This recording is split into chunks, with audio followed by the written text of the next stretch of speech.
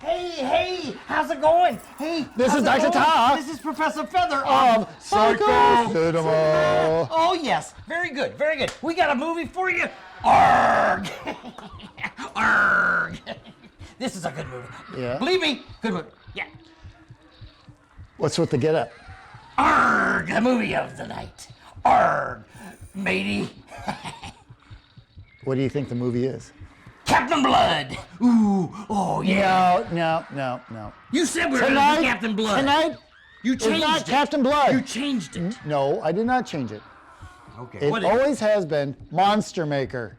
That's not a pirate movie. No, it is not.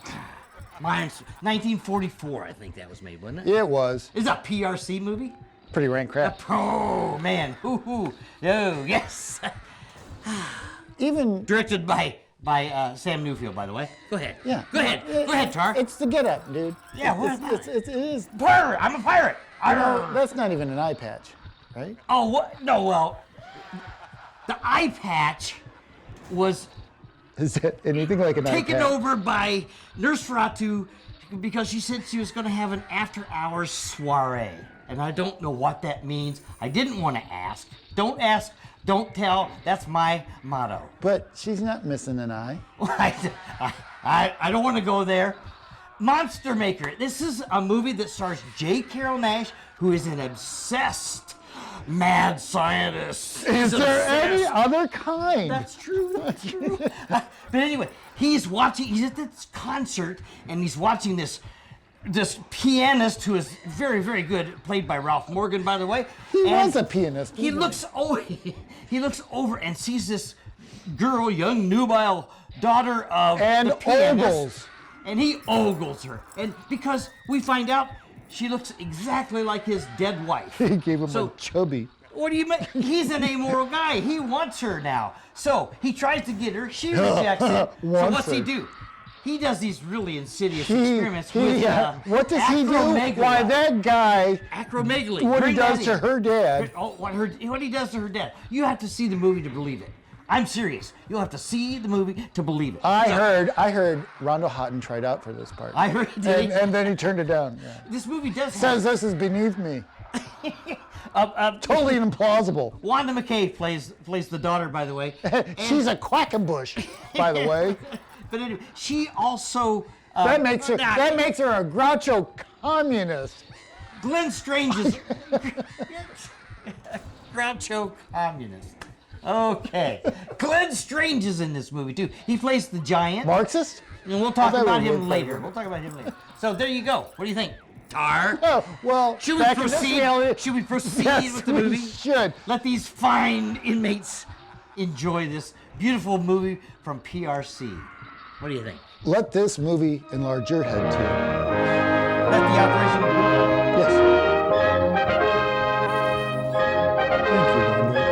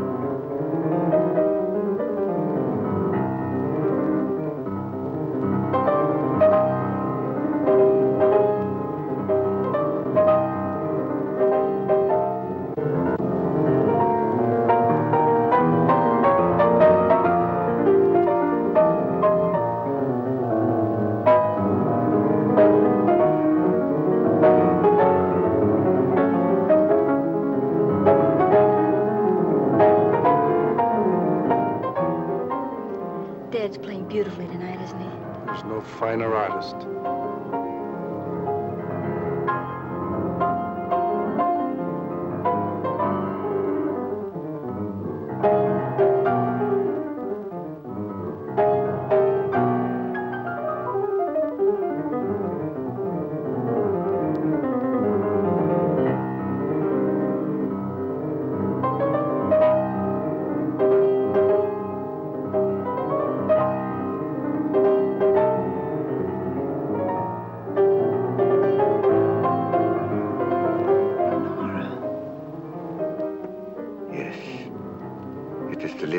Of her.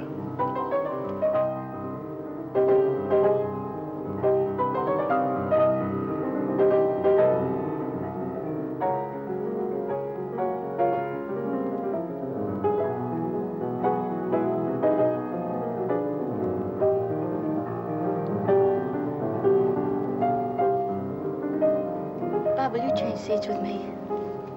Why, of course, dear.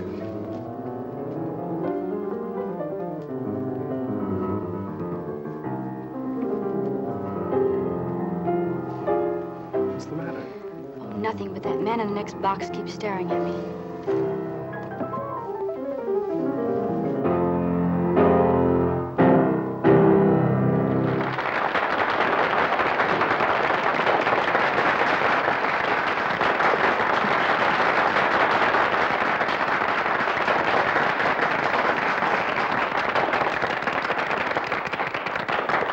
Let's go back and see Dad during the intermission. All right.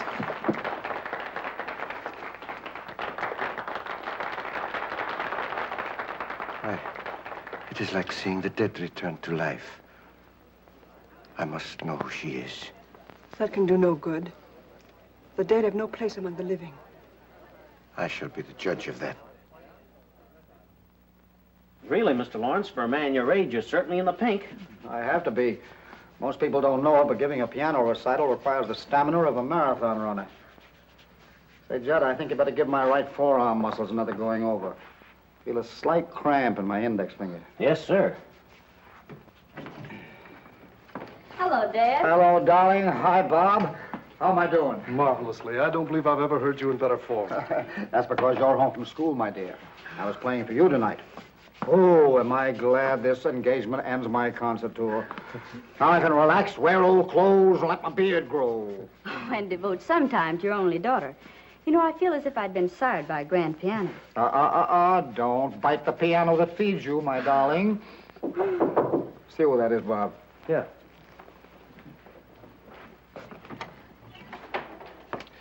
This gentleman would like a minute with Mr. Lawrence. Just a moment. Dr. Igor Markov is waiting to see you.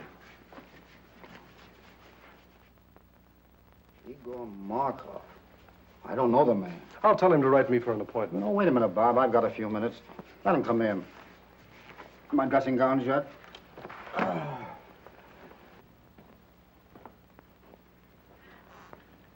So I have the pleasure of addressing Mr. Anthony Lawrence. That's right, Doctor. What's on your mind? I should like to apologize to this charming young lady for my seeming rudeness. Well, I don't know what you're talking about, but go ahead. This is my daughter, Patricia, Dr. Markov. Please forgive me, young lady, for staring so rudely at you, but I really could not help it. Seeing you tonight was quite a shock because you are the living image of my wife, Lenore, as she looked at the time we were married. She was taken away from me under very tragic circumstances. I understand. I accept your apology. Thank you.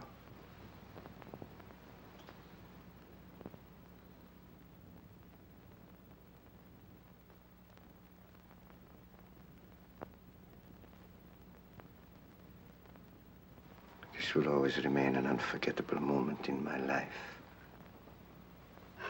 Thank you. Auf Wiedersehen. So nice to have met you. I always appreciate the privilege of meeting a great artist. Thank you, Doctor, and good night. Good night, sir.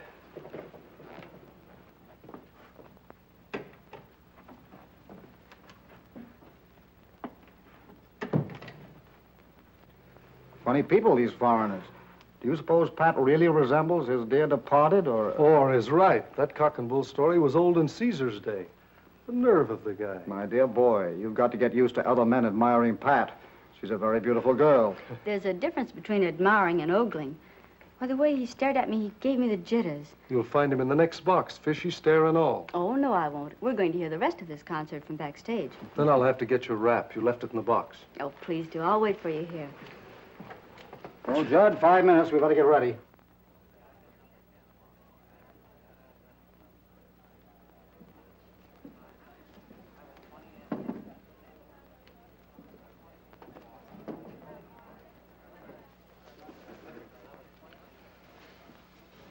Seems that the great Dr. Markov failed to make a favorable impression. Temporarily, yes. But there will be many opportunities in the future.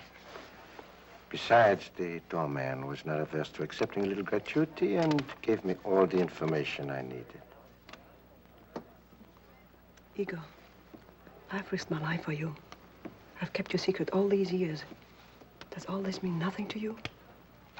Don't I mean anything to you? Because of your knowledge of my work, I need you as an assistant. You have never meant anything more, and you never shall. Keep that in mind.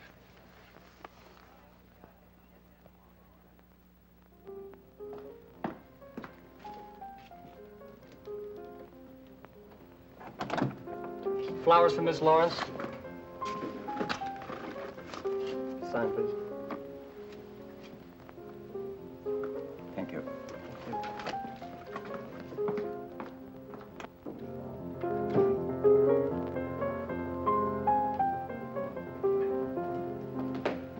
More flowers for you, Miss Lawrence.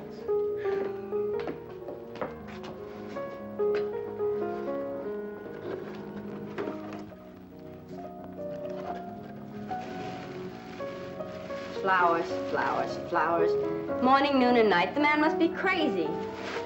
Keeps on, I'll hate the sight of him. Have Williams take those to the Children's Hospital. Right away, miss.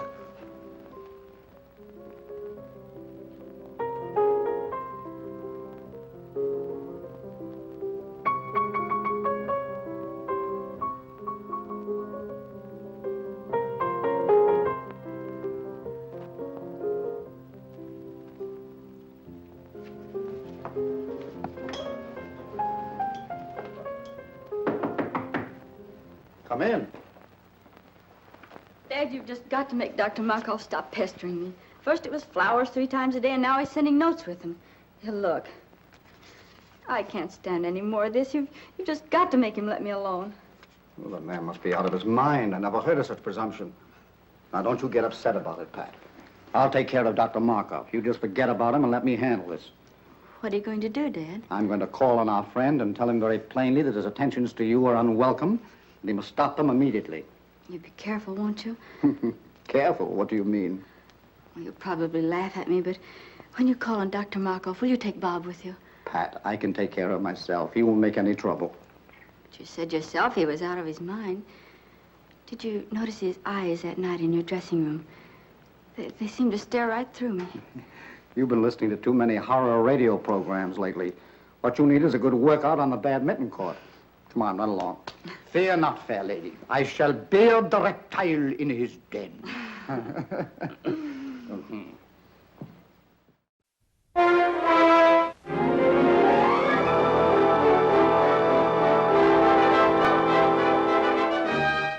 For centuries, science has studied Mars, the only planet where life may exist. Now the screen creates for you the fascinating, frightening spectacle of the first flight to Mars. Hurtling through the universe, rocketing toward terrifying dangers. Good heavens, we're heading right into it. This could destroy us. We'll have to get out of it. On toward Mars with disaster threatening at every moment. Human emotions caught up in the terrific tension of the flight. Here is the suspense, the surprise, drama of the unknown. Flight to Mars.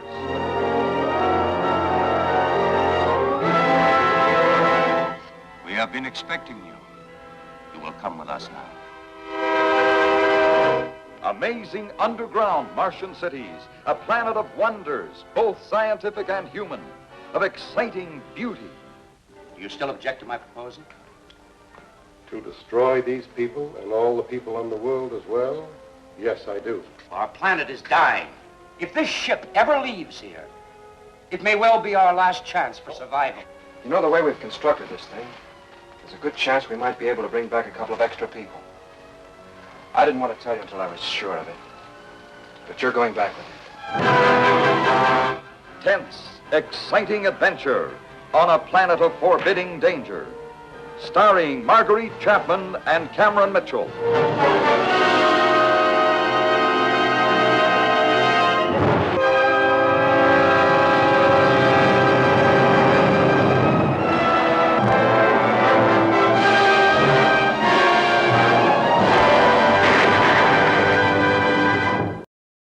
We got a special guest for you tonight. Yeah, Mr. Bert Whipple. Whatever. Whatever. What? Yeah, man, I need more money. Hey, Jerry, you'll cut this part, right? I consider it. All right. How much more money? Probably like about $5. We're already paying you $5. Well, another $5. Get the penny jar. All right, we'll give... And some yellow crayons.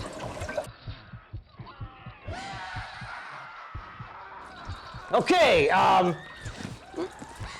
back to the movie. Yeah. Come on, Mr. Bert Whipple, our #1 fan from Assumption, Ohio. Yeah, you guys are the best. Oh, yeah, all right. How do you like this movie? I love it. It's the best movie I've ever seen. Oh, that's right. That's great. Bert, we're glad to have you with us. Bert's going to stick around and watch the movie with us, and maybe we'll talk to Bert a little bit later. So what do you think? Say back to the movie. Back to the movie.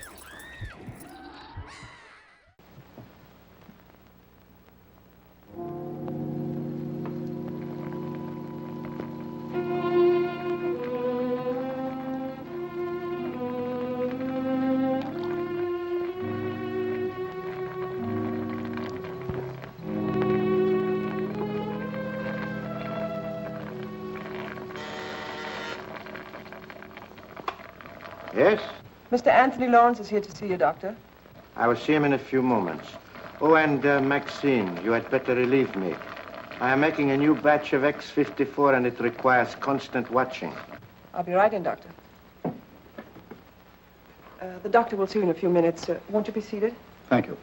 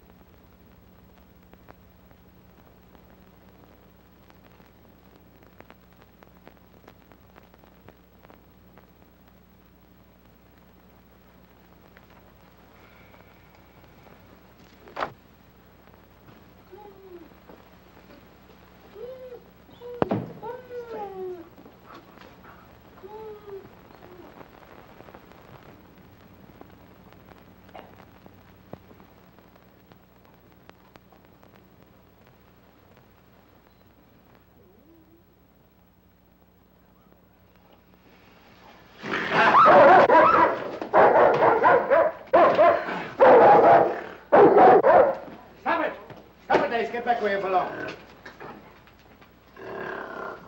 I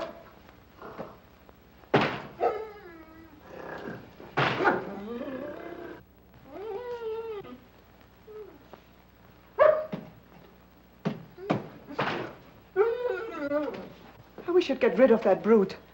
He's always hated me, and I'm deathly afraid of him. Oh, don't be a fool. He's perfectly safe in that cage. How could he harm you? It is silly. Besides, he's very essential to my work. Now, when that concentrated pituitary boils dry, turn off all the burners. Add some elixir, place it in 4 cc ampoules, and refrigerate them. Yes, Doctor. Watch it closely. See that it continues to boil, but very slowly. Now I must go and talk to Mr. Lawrence. I cannot leave him waiting any longer.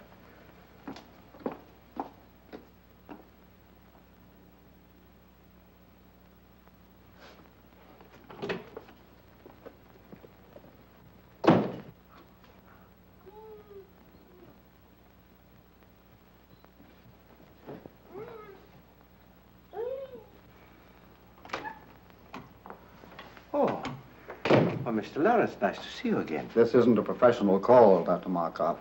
I've come here on a purely personal matter. Oh, well, in that case, you'd better come into my private office. Thank you.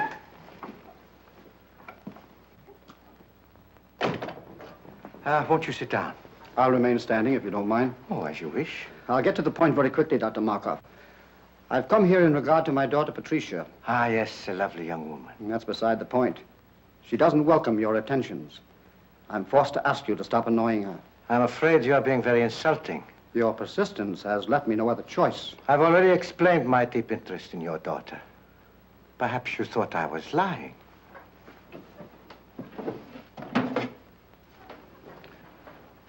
Would you look at this picture?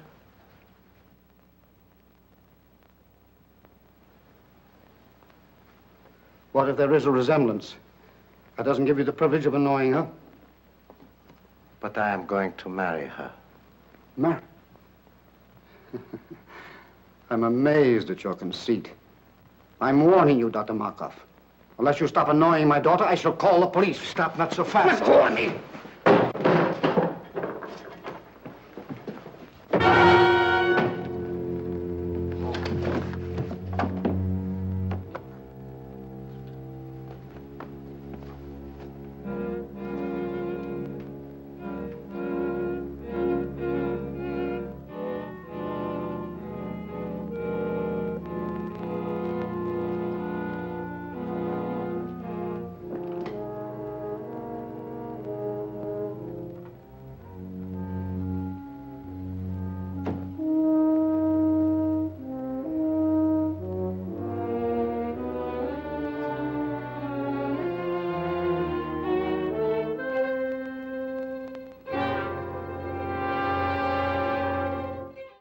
Oh, welcome back, fellow inmates. We hope you're enjoying this wonderful We're movie. glad you're sticking around. Yeah, we are. You know, this movie stars J. Carrol Naish. Yeah. Now, J. Carrol Naish had an interesting career. He did. He was in, what, how many movies? About 200, A couple something like hundred that. movies, I think, something like that. He was in a in a lot. lot of roles, did a lot of TV and everything. Early on, what was that? He was nominated for 2 Academy Awards for supporting actor. One, Sahara, yeah. And also Medal for Bending. I think, one was made like 1944, 45, something, right in that era. He did those. Yeah, But he had a really good, thriving career almost his whole life, up until the end. Well, yeah, but he was also in House of Frankenstein He was, and the Dr. Death Dr. Death, series, he was. the one of the first ones. That's Yeah, right. You're right. Absolutely right. yeah, but you're right. He at the end it crashed hard. 1971, he made his last film With Al Al Adamson, and the film was called Dracula versus Frankenstein. What a piece of work that was. Regina Carroll. Yeah, that's true. And Lon Chaney. Lon Chaney Jr. is in When it. his last movie? His last movie too. But this was the last movie that J. Carrol Naish made, and he was wheelchair bound. Got to give the guy credit, man. He was a trooper. Took it right out. Took it to the end, man. I admire that. Apparently, they had no polygrip budget, so yeah. Because watch the movie sometime and listen to the teeth clacks. Oh my God! We watched it at a Cinema Wasteland convention showing. We did. But anyway, so there you have it. Back to the movie. You got a little bit more to go, so enjoy.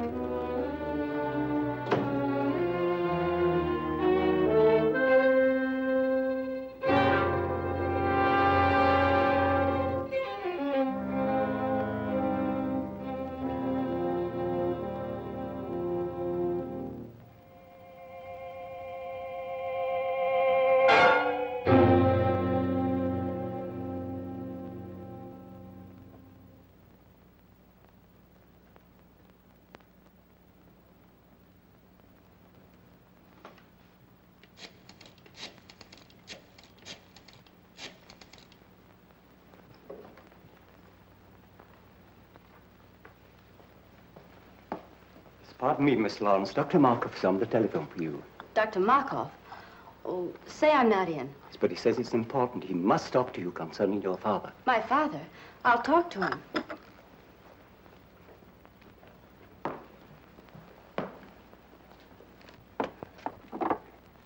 Hello? Yes, Miss Lawrence speaking. Oh, Miss Lawrence, your father has had a slight attack of vertigo. Yes, he's here in my office. It was probably brought on by overwrought nerves. I was wondering if you had not better come and get him. Is he very ill? No, not seriously. However, scarcely able to drive his own car. Of course, I could keep him here, or if you wish, I could call an ambulance. Ambulance? Oh, no, I'll be right there. Where is it? 1335 Cliff Drive. Thank you.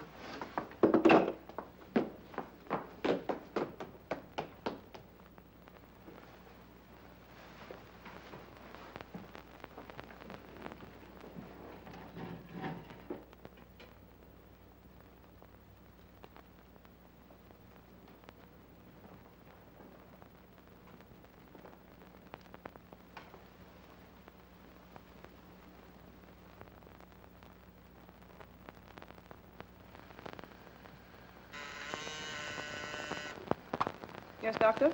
Maxine, turn down all the flames to about half. But Dr. Markov, the concentrate is nowhere near dry yet. I know, but it must boil very slowly. All right.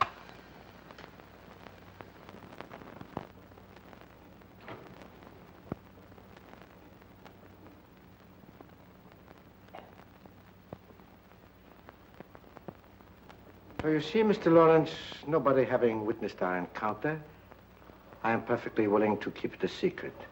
Of course, if you desire to say something about it, I will admit that you threatened me with violence, and I was forced to protect myself.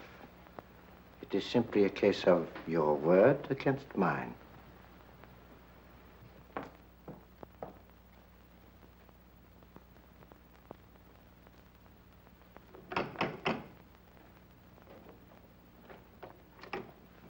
Is this Dr. Markov's residence? Yes. Are you Miss Lawrence? Yes. Come in. The doctor's expecting you.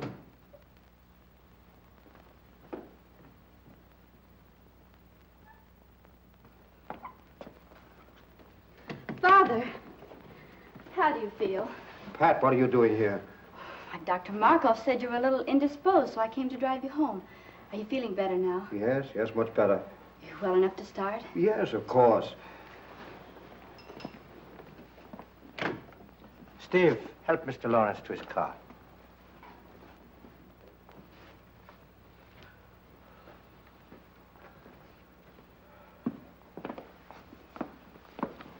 Now, Miss Lawrence, may I have a word with you? Yes. I think that your father would bear watching. If you notice him developing certain symptoms of... Well, if you notice him acting strangely, I would strongly advise you persuade him to see his doctor. I'll remember. Thank you. You're welcome.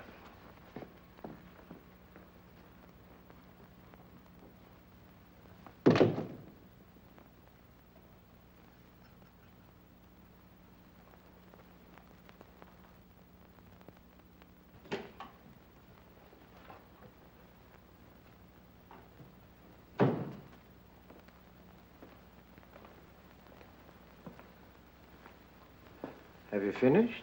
Yes, I did exactly as you told me. Why are you working on a Formula X54? I thought you were satisfied with X53. Not quite. I have succeeded with X53 in arresting the disease acromegaly, but it will do no more than hold it in check. Come, I will show you.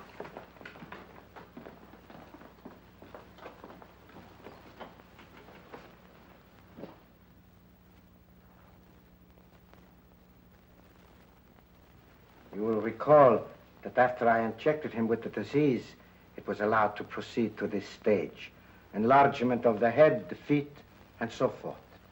But from the moment I gave him an injection of X53, there has been no change in the condition, neither progressive nor retrogressive. I have every reason to hope that this new formula will prove to be a complete cure for the disease.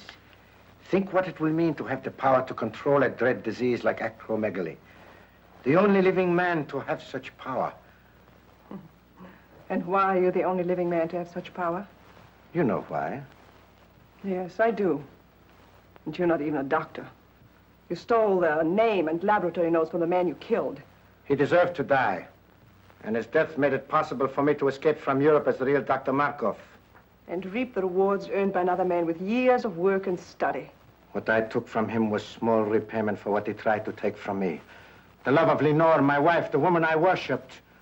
But his love cooled as I knew it would when he looked at her beautiful face and saw the ravages of the hideous disease acromegaly. Did you deliberately inoculate her with that dread disease? I did. I was determined that no other man should try to take her from me.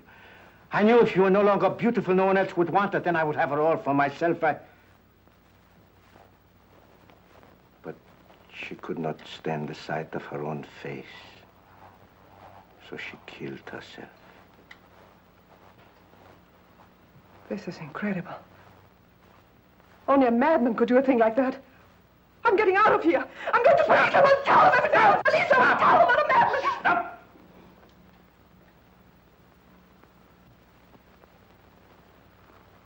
You are going no place. You are going no place. Go to your room. Stay there.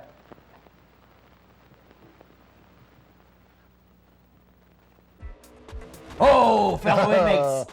What a movie. What? Dr. Tarr, what a movie. What a movie. What is this movie? Oh, this movie is really bad. I don't know. Anyway, this movie, one of the stars in this movie who plays the pianist guy, his name was Ralph Morgan. Ralph Morgan. And this guy was like the older brother to Frank. Yeah, Frank, the Wizard of Oz, you know. The guy behind the curtain. Don't look behind the curtain, guy. He started out, like J. Carrol Naish did, in silent films. What, no polygraph? And went on, and he did what, like in the early 30s, he was pretty big. When in the early talkies, he did like Strange Interlude, I think it was one, Rasputin and the Empress. Yeah, he all did these in the early 30s, right when talkies were coming out. And he was a pretty big guy. Yeah. He went on to do a lot of stuff, so. And then there was also too much to mention here. Calla Burrell. Who? Calla Burrell. She made a bunch of movies. She was a bit actor. She came from Germany and then became an American actress and everything. So yeah, she didn't really have a hot career, put that way. Okay, back to the movie. Because she got Morton down with. Back to the movie.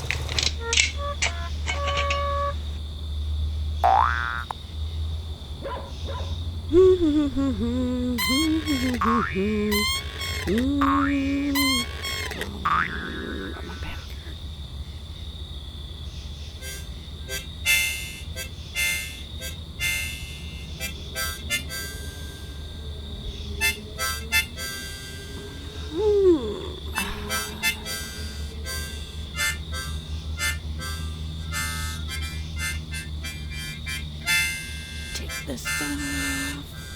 Here we go.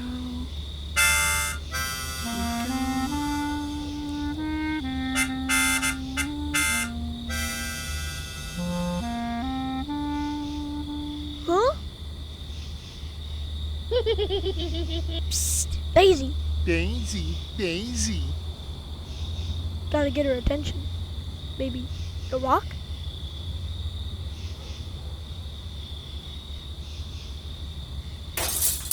Oh no, I've done it now. What a pickle. Huh? What's going on out here? Oh! Huh? Come down and run away with me, Daisy. I got a car. The front door is locked. You find a ladder. I'll get dressed. A ladder?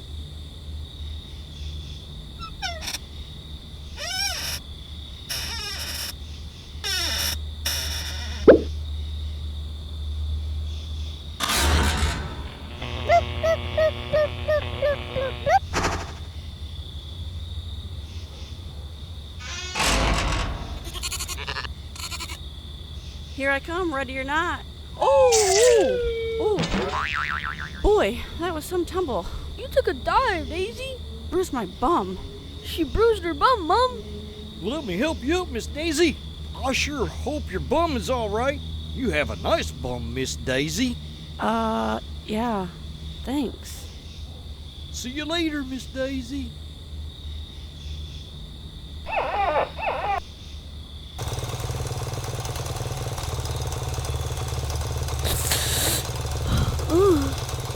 I'll open the umbrella.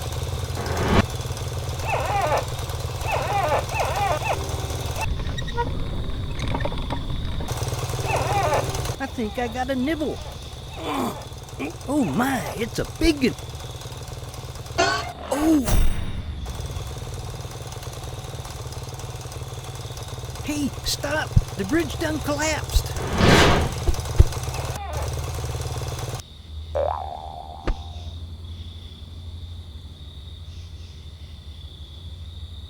Oh, darn crazy kids.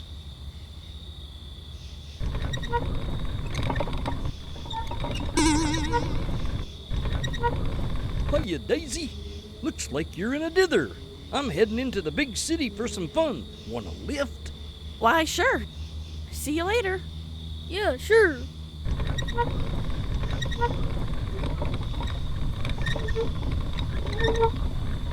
What's wrong? Why won't it go? No wind. Need some wind to move. That's okay. I can take it from here. Thanks for the lift, sailor boy.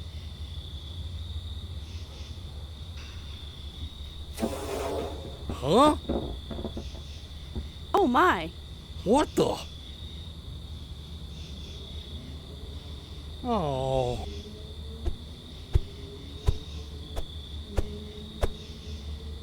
What the heck, Daisy?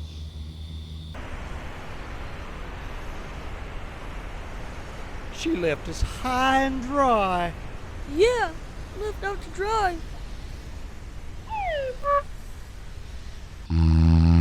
Oh, what's going on?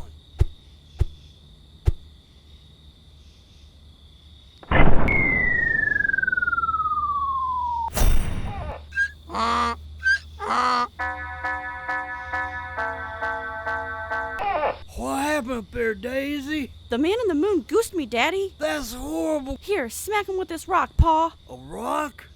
A rock? That ain't gonna be good enough for that lowlife. Think I need a little drink first. Oh, heck with it.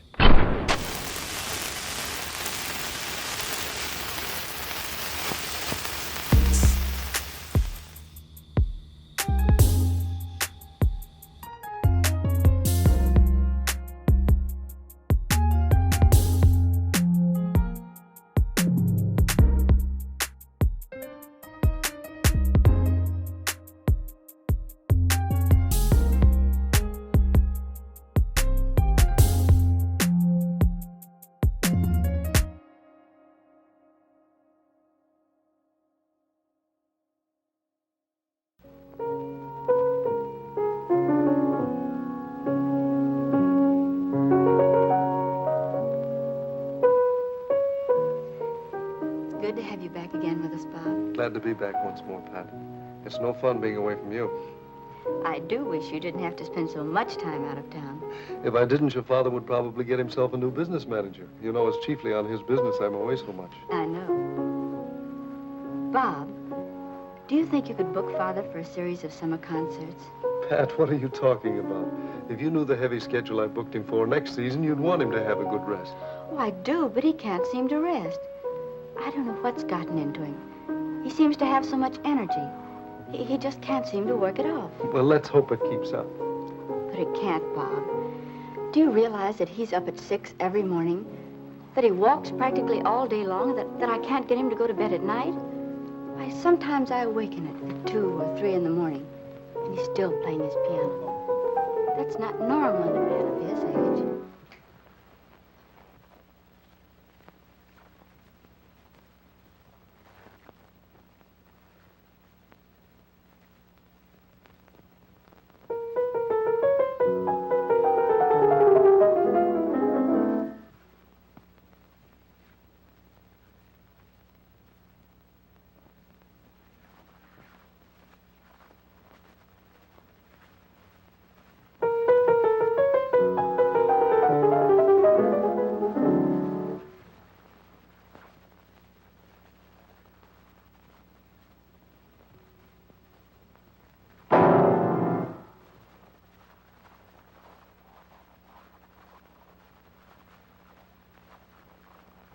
Pat, come here.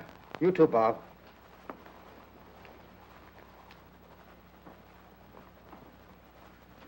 Doesn't it look as if my fingers were thicker? Well, your hands are swollen. Well, the fingers are anyway. Oh, I feel awkward. When did you notice this? The past few days, I felt something coming on. My feet, too, seem enlarged. All my shoes feel tight. Do you suppose you've eaten something that poisoned you? Oh, no. I'd know it if I had. He said if you felt bad, I should persuade you to see a doctor. Who said? Dr. Markov. Markov? When was that? That day you went to see him about a social matter. Oh, rubbish. Why should I see a doctor when I never felt better in my life? Because I want you to, Father. Promise me you'll see Dr. Adams at once. Let me call him now. Nonsense. There's nothing the matter with me, really. I'll tell you what I'll do. If this condition doesn't clear up by tomorrow, I'll drop in to see Dr. Adams just to put your mind at ease. But you won't go. You'll put it off. Why don't you let me call him now? Because it isn't urgent. Anyway, right now, I feel like going out for a walk. But you've been walking all day. I can't help it. I feel restless and full of energy.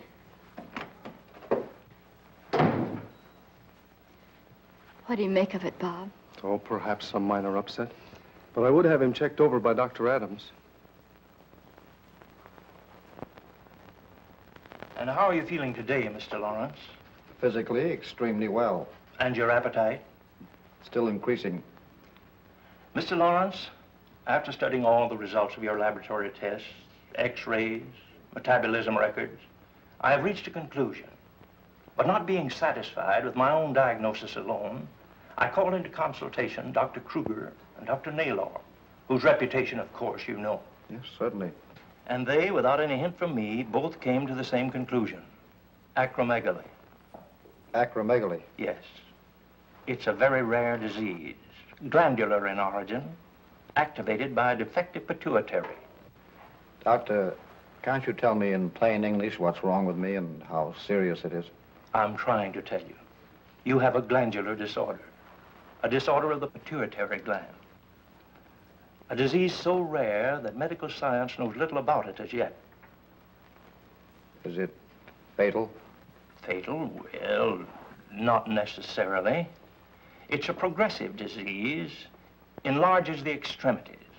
It's accompanied by an increasing amount of energy to a fabulous and dangerous degree. Is it curable? Mr. Lawrence, there is but one man, to my knowledge, who knows anything important about acromegaly. He's a specialist in glandular disorders, and I understand has devoted a great deal of research to this particular disease. I urgently suggest that you consult this man, who is in a position to do more for you than any person in the profession. Who is it? Dr. Igor Markov. Dr. Markov? Yes. Do you know him? Yes. Strange you didn't think to consult him. Well, I've just met him socially.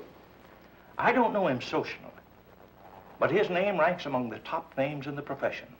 His reputation is international. So he is, therefore, the man that you should see, Mr. Lawrence. I'd rather not see Dr. Markov. Isn't there anybody else I can consult? No. He's the only man I know that can help you.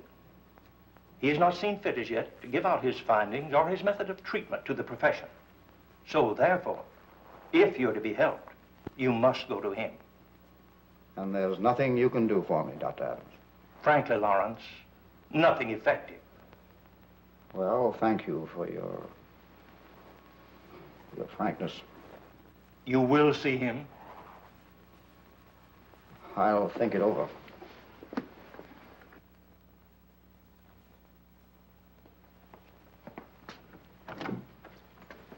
Hello, Stack. Is Miss Lawrence in? Oh, how do you do, Mr. Blake?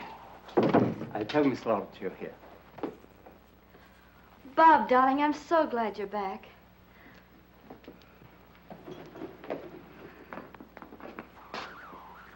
I've only been away 4 weeks. How are you, sweetheart? I'm so worried. About what? About Father. What's he been up to now? Well, that's just it, Bob. I don't know. He's locked himself in his room for weeks.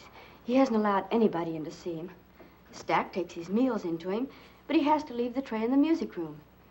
He says the door into the bedroom is locked and that Father won't come out until after he's left.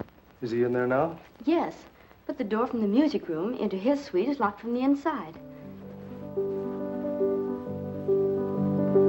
He sounds in excellent form. Why, he hasn't touched the piano in weeks.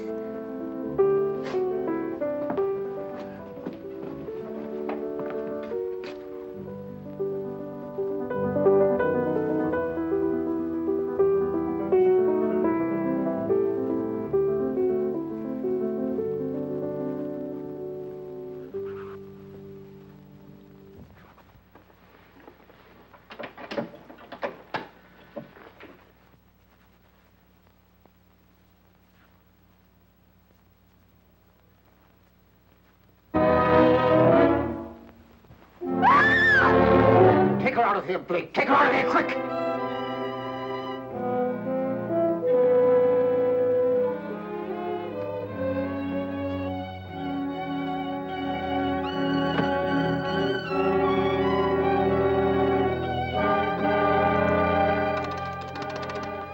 Hello, Stack. Have William bring my car around to the side entrance immediately and leave it there. I'll drive it myself. Now.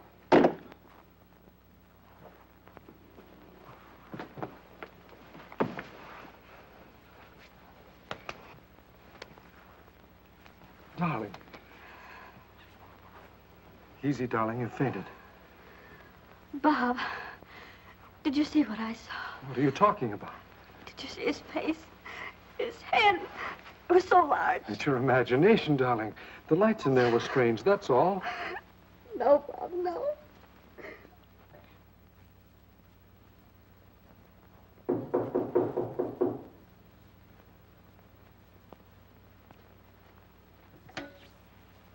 Maxine, see who's in my waiting room. Maxine! Maxine, are you there? Maxine! Maxine! Maxine!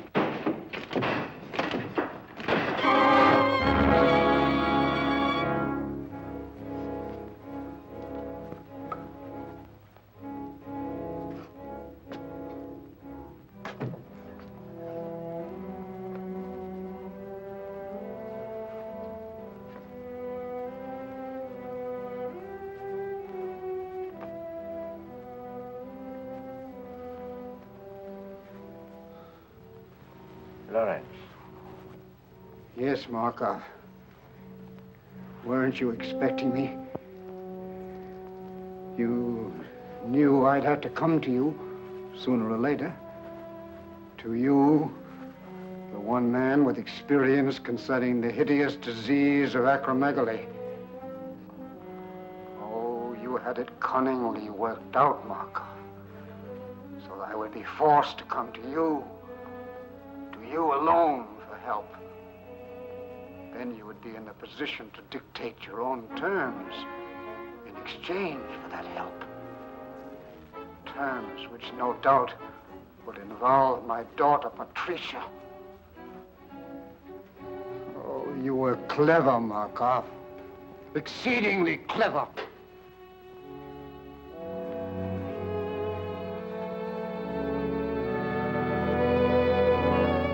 As the only man with sufficient knowledge of the disease, not only to alleviate it, but to infect a person with it, you hold a decided advantage. So you see, Markov, I know you infected me with something that caused acromegaly. But how you made the disease develop so rapidly, when science has proven that it takes years to reach this stage, I do not know. But you did. And now, Markov, I come to you as you knew I must, to make terms. Yes, I've come to make terms. No, Lawrence, you overestimate my control of the disease. I've made an extensive study of it. Yes, that is true. But after all, I am only an apprentice. Yes, the devil's apprentice.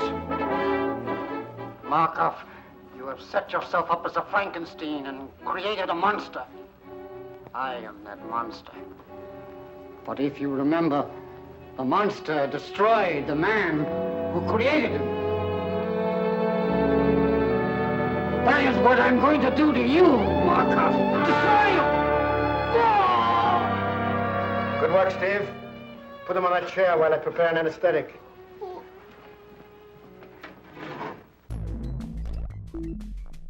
Oh, hey, welcome back. Movie's going all right. Yeah, Going okay. yeah. Hey. It is what it is. I seem to It's have a PRC headache. movie. Speaking of PRC. Hey, Red Crap. What was her name? Wanda McKay. McKay, Dorothy Quackenbush. That was her real name. Yeah, Dorothy Quackenbush. yeah. In the tabloids at the time, it was rumored that she was a Groucho Marxist. I did not know that. Dun-dun-dun.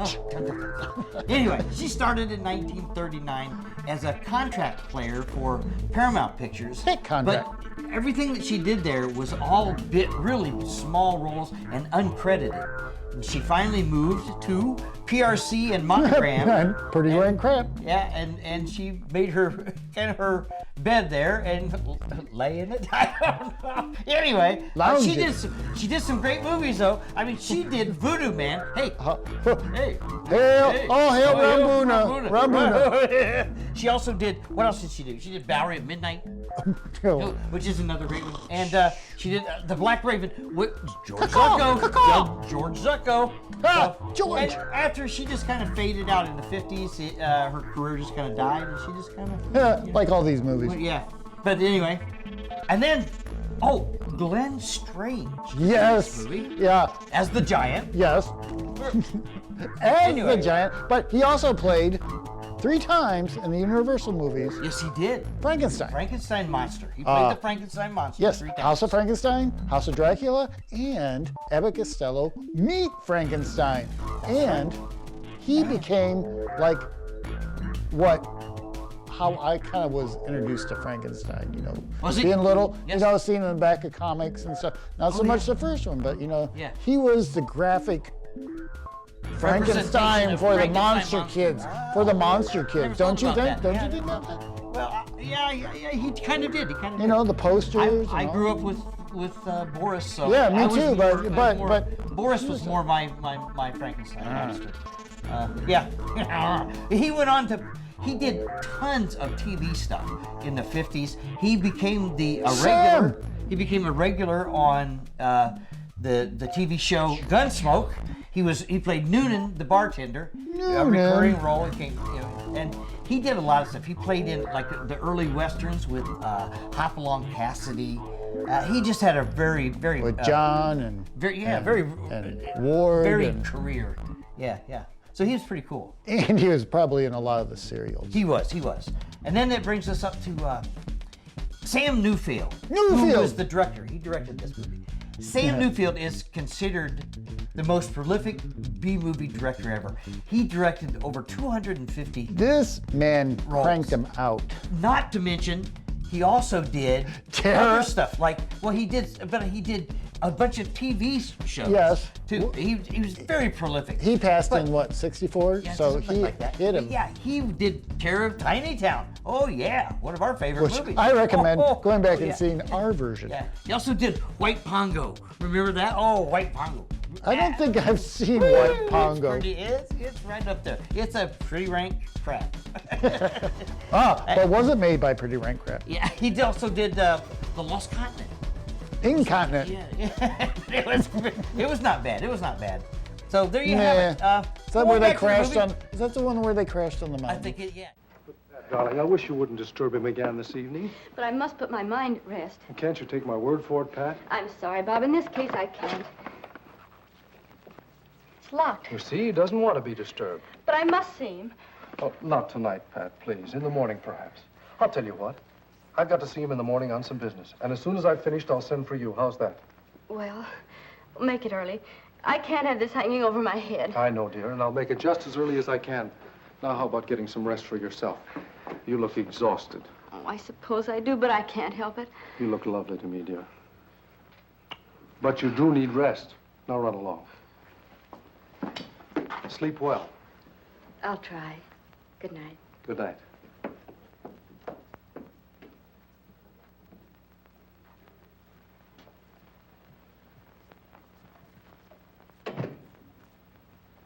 Oh, Stack.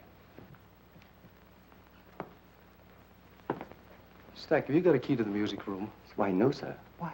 Well, it's locked, and I wanted to see Mr. Lawrence. I'm sorry, sir, but he's gone out. Out? Oh, yes, sir. About a half an hour ago. He had his car brought around and then dismissed William.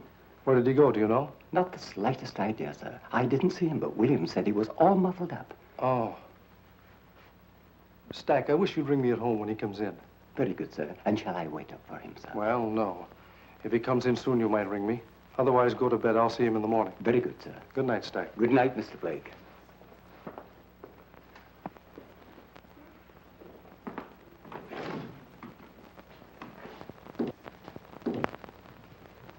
Put him in the room of the surgery in the East Wing.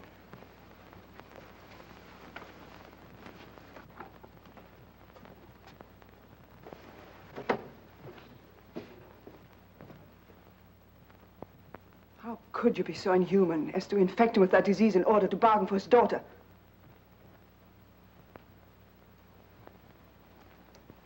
Who gave you that idea? You left the dictograph open. I heard every word that was said. Forget what you heard. It does not concern you. I'll not forget.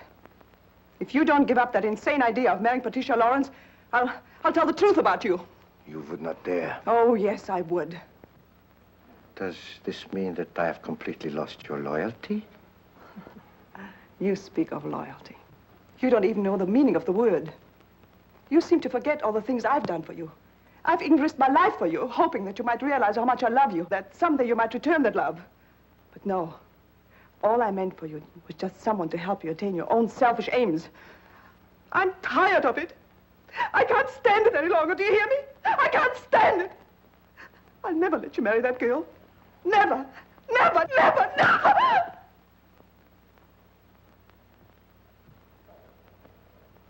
Maxine, you heard nothing. You heard nothing. You heard nothing. Now go to your work.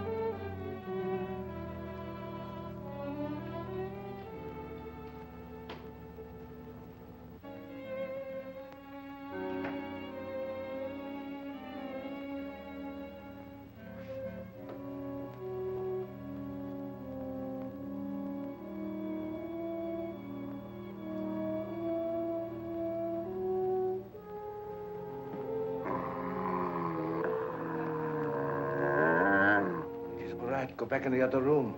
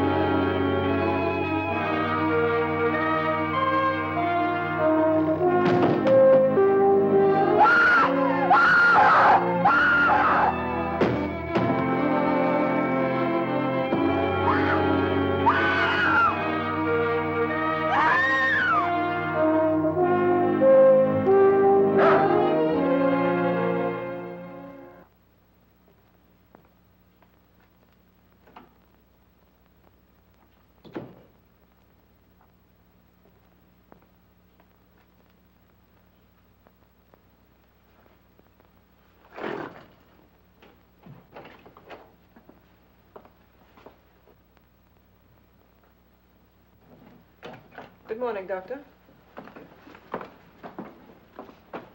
The gorilla's cage was left unlocked last night. No, really? Why, he could have killed somebody. Yes, he could have killed me Ace hadn't heard me scream and driven him back again to the cage. Oh, well, you are very fortunate. Very. And so am I. I could have lost a valuable assistant.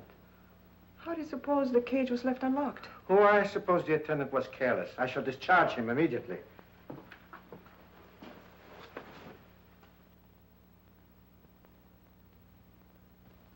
Look, Doctor. It's normal. You've discovered a cure. Why, Maxine, it is marvelous. Maxine, this is great. Do you know what it means? It means that I can ask my own price. I can... Yes.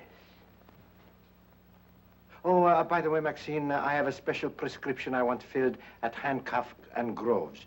You will go and see to it yourself personally.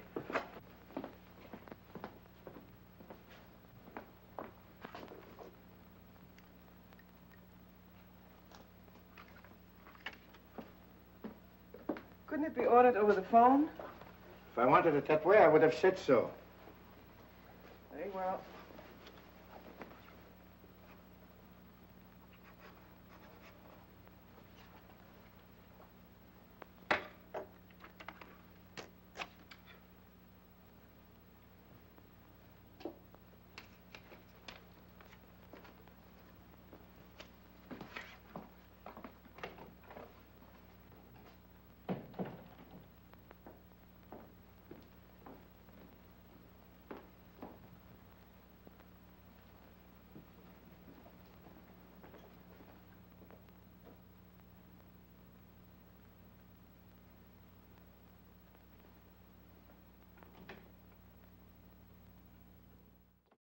Ah, welcome back. Welcome back. This is a great movie, isn't it? It's a great movie, Tarr. Ah, great movie. Hey, you guys met Bert Whipple, our #1 fan.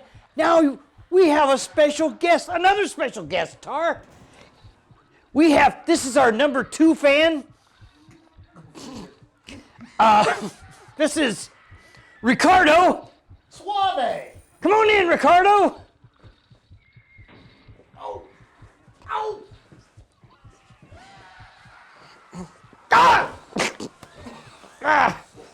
Ricardo, how you doing, buddy? I'm doing pretty good. How about you boys? Good, good. What do you think? I think this is pretty fun. All right. Well, good.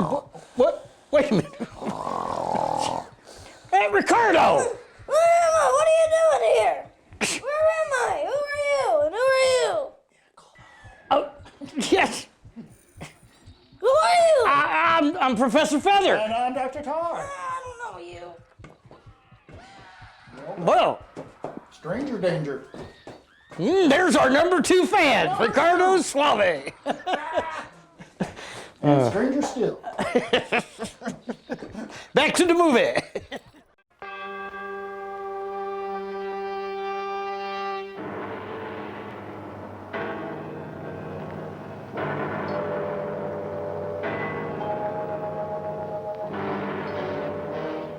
With the swiftness of a deadly cosmic ray, the Earth is invaded by indestructible moon monsters.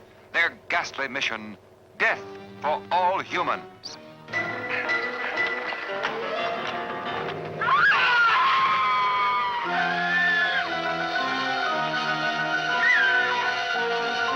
What astounding technical developments are being made to protect mankind?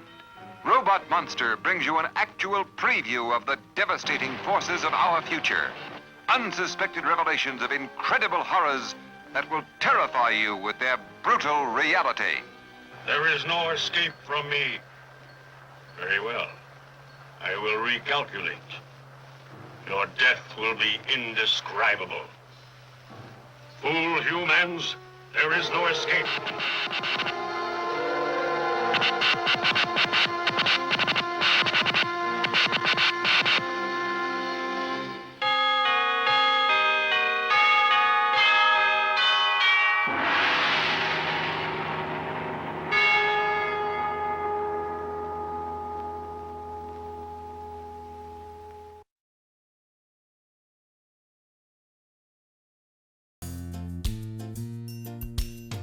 Hey kids, know what time it is?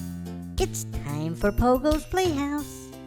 And what better way to start off the day than with a visit to Pogo's story time? Yay! Yay! Welcome, my little friends. Are you ready for this week's story? Good, good. Oh, you're all...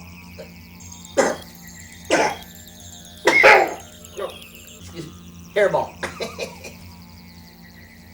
Anyway, this week's story is called The Tortoise and the Hare. Does anyone know what a tortoise and a hare are? Well, a tortoise is a fancy name for a turtle, and a hare is a name for a rabbit. You all know what turtles and rabbits are, don't you? I thought so. So here's the story of the tortoise and the hare. Once upon a time, there lived in the forest a wise old tortoise named Slow and Steady. Just down the road from him lived a feisty, devil-may-care hare named Speedy. One day, Slow and Steady overheard Speedy bragging. "I can outrun anybody in the forest," Speedy boasted. Slow and Steady challenged Speedy to a race. All the animals gathered to watch the race. Bob Bear said he would stand at the finish line to judge who the winner would be. A course was set and the race began.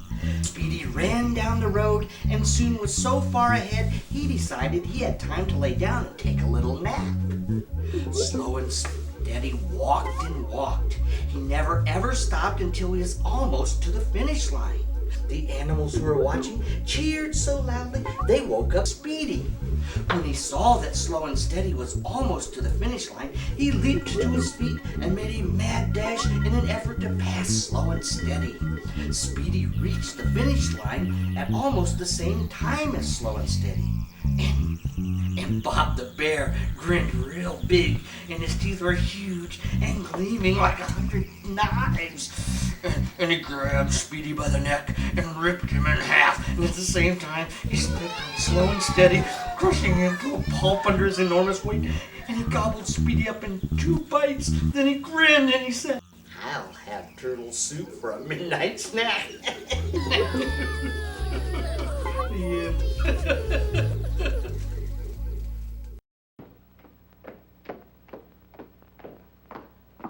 Good morning, Stack. Good morning, Miss Lawrence. Have you taken my father's breakfast into him yet? No, I haven't. You haven't? Why not? Well, as a matter of fact, your father isn't in. Isn't in? Where did he go? I don't know. He didn't say. When did he go? I can't exactly say. Sometime last night. Last night? Yes, miss. You mean he's been away all night and left no word? Absolutely none. I'll get it. Hello? Yes, Miss Lawrence speaking. This is Dr. Markov. Now, please don't be alarmed, but your father came to me last night for a consultation. Father came to you last night for a consultation? Yes. I found it advisable to keep him here for observation. How is he? Well, he's quite comfortable now. Yes, quite comfortable, Miss Lawrence, I assure you. I'll be right over and pick him up and bring him home. I would strongly advise against taking him home, Miss Lawrence. But why? I can't leave him there. Do you think I should take him to a hospital? I suggest you leave him right where he is, Miss Lawrence. You see, I have all the facilities here to take care of him in my sanatorium. Oh, I didn't know you had a sanatorium, too. I'll be right there. When Mr. Blake arrives, tell him I've gone to Dr. Markov's, 1335 Cliff Drive. Dr. Markov's, 1335 Cliff Drive. Yes. Very well, miss.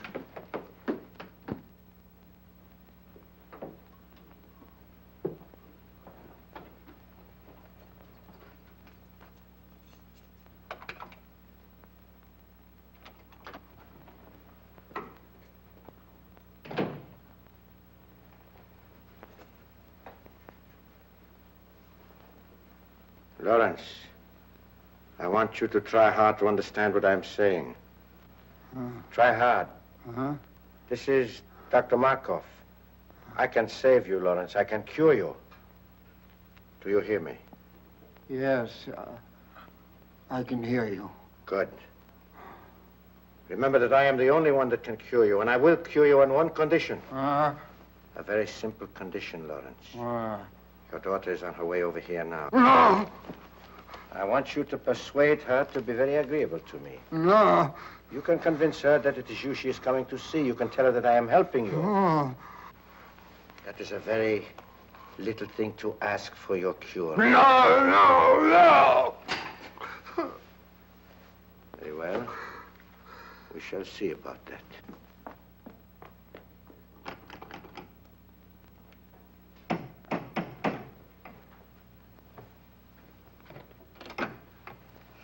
Dr. Markov, please. Come in. Dr. Markov wants you to wait in there.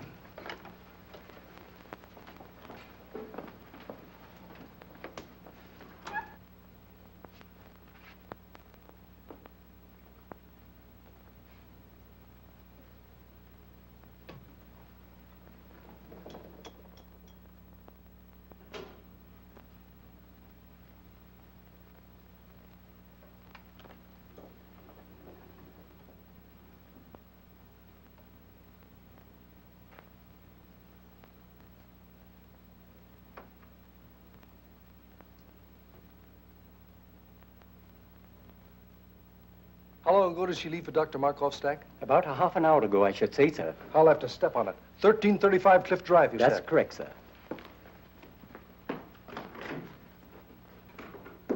I do not have to cure you, Lawrence, because nobody knows I have discovered the cure.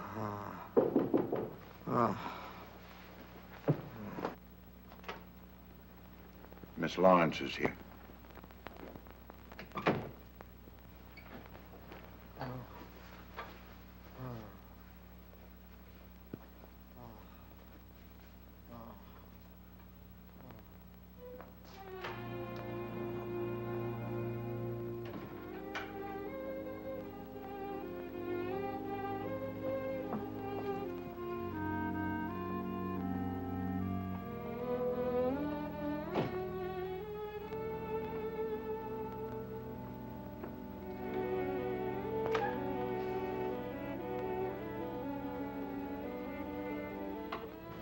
Miss Lawrence.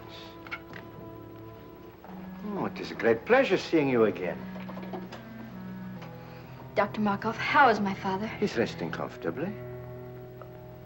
Please be frank with me. What's the matter with him? It is a glandular ailment. How serious is it? Well, Miss Lawrence, I'm afraid it is quite serious, particularly in your father's case. Why particularly so in his case, Dr. Markov? Well, you see, the peculiar disease your father is suffering from causes extreme enlargement of the extremities, the hands, feet, and certain portions of the head. In a professional pianist, it is fatal. That is to the continuance of his career, I mean. Not only are his fingers incapacitated for the intricacies of delicate performance, but his very appearance, upon which so much depends for public approval, is most uninviting. Dr. Markov, how does it happen my father came to you? I think you will find that your Dr. Adams sent him to me. Dr. Adams? Yes. Dr. Adams made exhaustive tests and in consultation with several eminent colleagues of his, diagnosed your father's case, and correctly so, as acromegaly. Acromegaly? I never heard of it. Few have. It is very rare. And since glandular disturbances are my special field and acromegaly my particular interest, your father was advised to consult me. With what results? I am anxious to cure your father, Miss Lawrence. Most anxious, providing he is willing to obey my instructions to the letter. Do you anticipate any lack of cooperation on his part, Dr. Markov? Perhaps some. You see, Miss Lawrence, it is rather long and slow treatment. Naturally, a man of your father's nervous temperament will be impatient, obstinate, even rebellious on occasion. Progressively so, as the brain begins to function more normally. You see, Miss Lawrence, your father is mentally incompetent. You mean he's... Oh, well, shall we say, temporarily unbalanced mentally. The functioning of the pituitary, being aggravated by pressure, makes the patient physically violent on occasion, and great care must be taken that he does not do violence to himself or to others. Dr. Markov, I must see my father. I can easily understand your need to do so, Miss Lawrence. I would gladly save you the pain if I could. But I know you will not be satisfied unless you do see him for yourself. Besides, it will give you a basis for comparison. It will give you new hope from day to day as you see him improve. Where is he? Take me to him. In a moment. But remember, although he is still under a sedative, he might easily be aroused to violence. I would advise not to excite him, merely to reassure him that he will receive the very best of care, that you will see to it yourself personally, and that you recommend he do everything possible to cooperate with us. I will. Take me to him. This way, Miss Lawrence.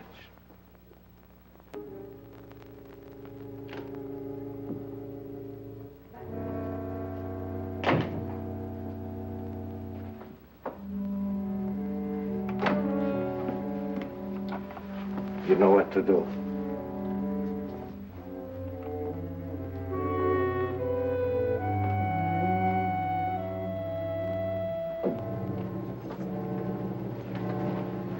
And remember, Miss Lawrence, advise your father. Fullest cooperation in every way possible.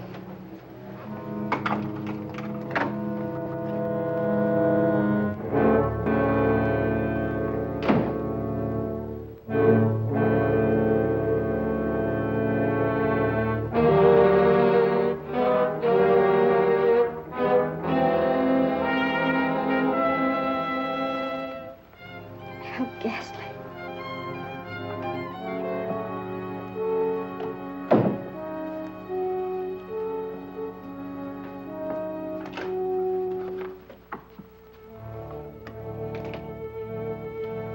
You can't go in there, Maxine. Why not? Dr. Markov said so. What are you trying to...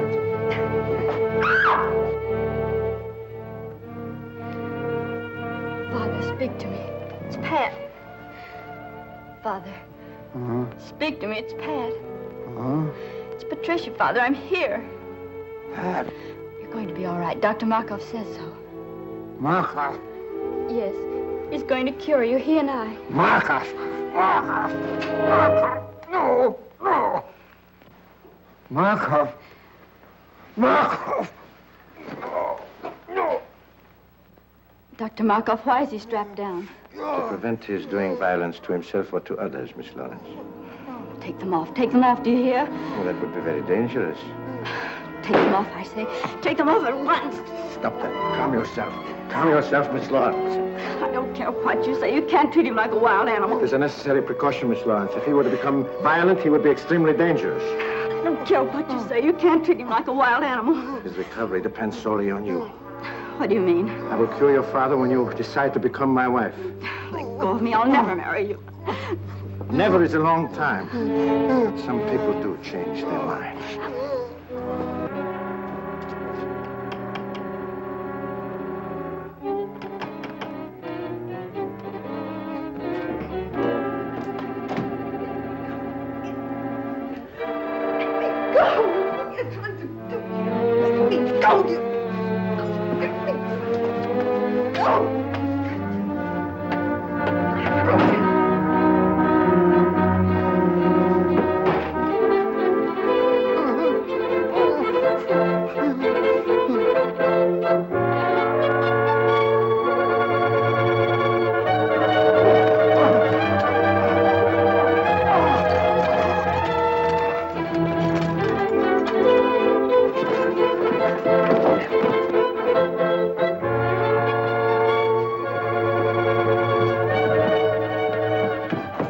Oh, hurry. Father needs help.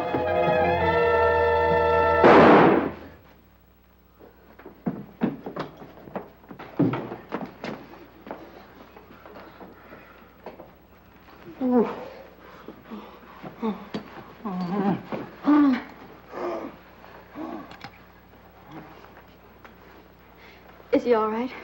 Yes, he's just fainted.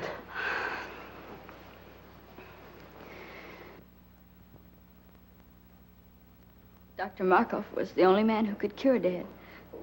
With him dead, there's not much hope left. Oh, yes, there is, Miss Lawrence. I'm familiar with the serum Dr. Markov has perfected for the cure. He has been using it to bargain with your father for you. He'll be all right. It might take a little while, but he'll be all right. Thank you.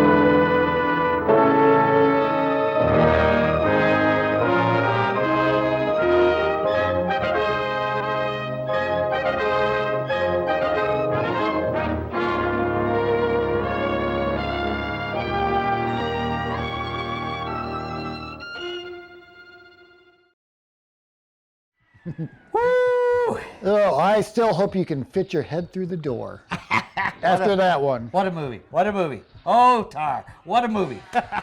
PRC does it again. Pretty rank crap stuff. We did manage to give it a little bit of a flair here and there. A Ric Flair. A Ric Flair. Oh, good one. Good one.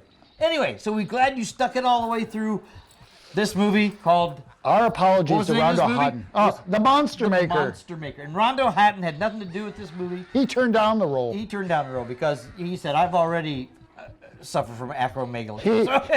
He had such a big head about this. He did. But anyway, there you have it. Our next feature that we're going to be presenting is going to be one that you're just going to be, you're probably going to, I'm waiting. Your pants. So we'll let you think on that. So this is, in the meantime. It's kind of like we're teasing. It is. In the meantime, this is colorized. Dr. Tarr. And Professor Fether of Psycho Cinema. Bidding you adieu. Crayola forever.